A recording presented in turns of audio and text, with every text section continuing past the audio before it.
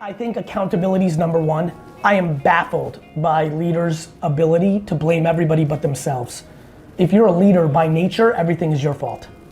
And so I take accountability in everything that's happened in my personal life and my professional life and everything in between. And so it doesn't mean, I have plenty of feelings in my personal and professional life of like what the other parties had to do.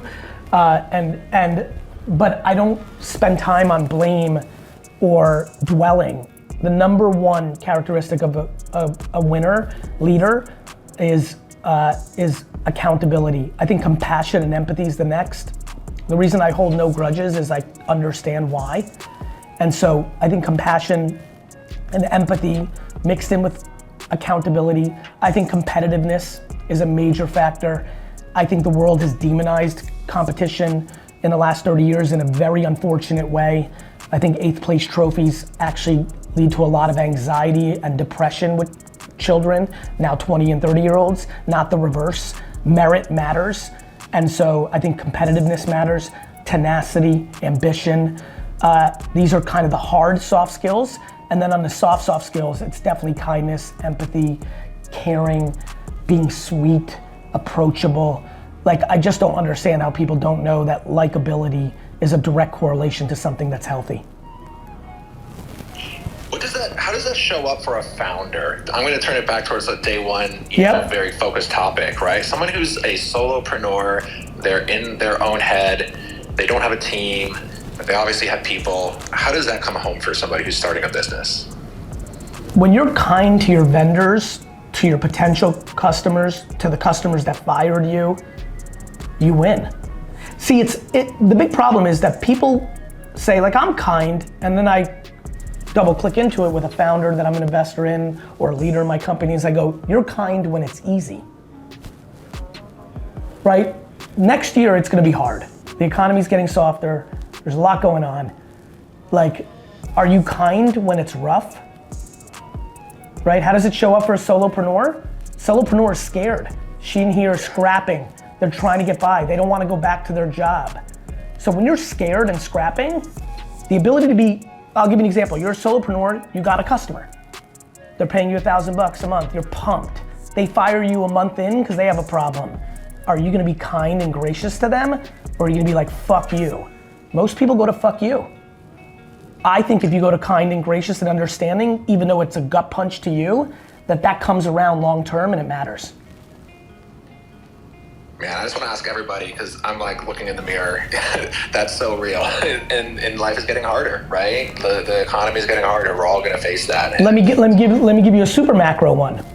You being kind in every scenario on the way to your ship sinking is exactly how you're going to get a meaningful job on the other side of your failed startup, and people just don't look at the bigger picture. A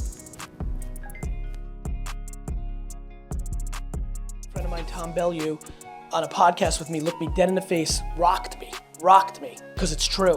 Very similar to how you pegged me with, EQ and work ethic. He rocked me. He goes, do you know what your superpower is? And I'm already pumped. I'm like, what? Like, what is it? I'm like, what is it? And and usually in those moments, I think he's gonna say something like work ethic and EQ would not surprise me. That I'm super understand. But he looked at me and goes, your superpower, and you have this more than anybody I've ever seen, your ability to not judge yourself is remarkable. And that's my answer. Every day, my ambition is insane. If I decide to sleep all 24 hours in the next 24 hours, I'm thrilled. It is the combination of those two. I love what I do, and if today, my ability, and this gets into a singular voice mentality. Because I don't think most people are actually judging themselves either. I think they're taking the voices of others to allow themselves to be judged. People are like, Gary, I hear you, but what if they're like, I get it, don't listen to others, but what if your own voice, the one in your own head is telling you suck shit, or this, that, and the other thing? I'm like, you've taken on the voice of someone else. I really believe that. And for some reason, through self-esteem, serendipity, and many other things, I consciously in 3rd grade decided to not try in school. Not because I was the normal 3rd grader, because I definitely wasn't. It was because I was like, fuck, this has nothing to do with my life. And I'm gonna start working on my actual skill. And I'm willing to deal with the judgment of my teachers. Do you know how not fun it is to grow up your whole life and have all your friends' parents think you're a loser? Because the only framework in society at that time is your school grades. I think more kids have to learn how to be in a framework of adversity, because the alternative is why we have so much sadness, which is parents are creating fake environments, kids have no adversity, and everything's taken care of in one way or the other, whether through financial or delusion, and then they go into the real world, and mommy and daddy aren't around anymore, are they? So here's the question. I want to grow my practice by persuading therapists and coaches to follow a more customer-friendly model, which I think the session model, over charging and billing for hours. I can't find people to do this. How do I go about doing that? By pounding the narrative into the universe at scale. I couldn't find entrepreneurs that wanted to be empathetic and kind to their VCs, their employees, their vendors. And then I just made 7 trillion pieces of creative over a 10-year period, and miraculously you find more. And at first it was dozens, and then it was hundreds, and then it was thousands. Every single person here that wants something accomplished has to realize that scaled creative in social channels and then doing unscalable work. I see Greg S in here, right? Who's behind Hi-Ho. That Q&A platform leads to depth like I've never seen, which is why I decided to get behind it. And so, there's depth, there's width, but it's all about creative. The world was changed by writers, by poets, by musicians, by public speakers.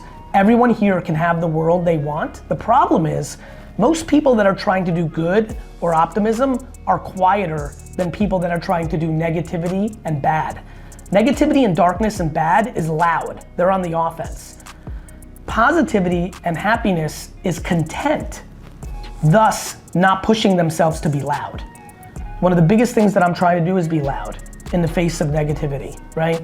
I see Vicky, one of my favorites, Vicky J, just like that, like in the face of anything and everything, I always want to go positive and do good. And I'm empathetic to people's feelings, but I'm always going to push positive things because it is positive. Life is complicated. There's a lot of variables. There's a lot of nuances, but positivity in this room needs to be louder. And so if he wants that, the reason he's not finding it is he's not putting it into the universe enough. More creative, more written word, more audio, more video, more jumping into me saying yes to this. I had these 30 minutes as if, I would have rather have somebody take a razor and slash my face than allocate the 30 minutes to this, given how much work I have to do before January 1st.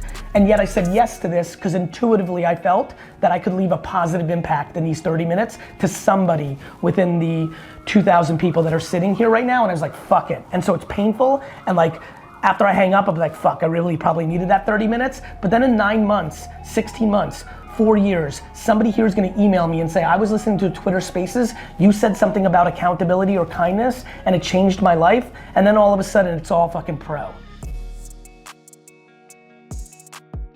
Somebody asked me on Instagram after I posted this, Gary, if the mindset has been skewed, how can you bring it back?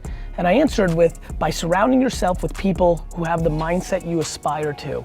My friends, please understand that mindset is controllable in the same way that all our opinions are controllable. The key is to add more people with optimism and cut people with negativity. It's very, very simple. Now, it's very hard to cut people with pessimism, cynicism, and negativity when they are the people that are the closest to you, parents, siblings, spouse.